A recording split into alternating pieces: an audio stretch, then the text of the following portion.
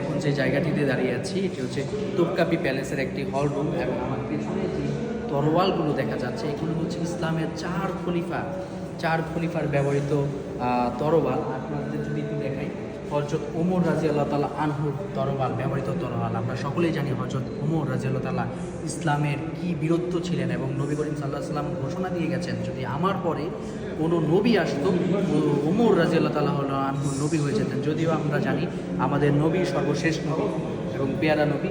এদিকে যদি একটু আসেন, এখানে দেখা যাচ্ছে হযরত আলী রাদিয়াল্লাহু তাআলা আনহুর তরোয়াল, হযরত আলী রাদিয়াল্লাহু তাআলা আনহুর তরোয়াল, এবং নিচে দেখা যাচ্ছে ওসমান রাদিয়াল্লাহু তাআলা আনহুর তরোয়াল। এবং ওসমান রাদিয়াল্লাহু তাআলা আনহু আপনারা জানেন নবী করিম সাল্লাল্লাহু আলাইহি সাল্লামের মেয়ের জামাই ছিলেন।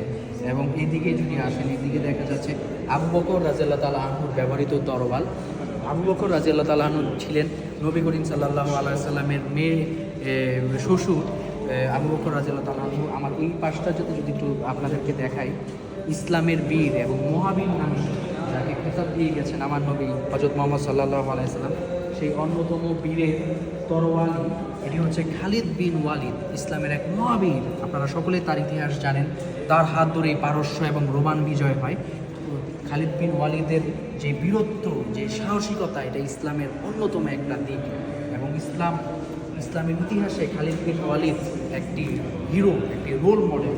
আপনাদেরকে দেখাই, এখানে হযরত আবু বকর রাদিয়াল্লাহু তাআলা আনহুর দাড়ি মোবারক এখানে সংরক্ষিত করা আছে, অসাধারণ। এবং আমার শরীরের পশম দাঁড়িয়ে গেছে, আসলে আমি খুব আবেগে আপ্লুত হয়ে গেছি এগুলো দেখে। অসাধারণ লাগছে আজকের এই ভ্রমণটি।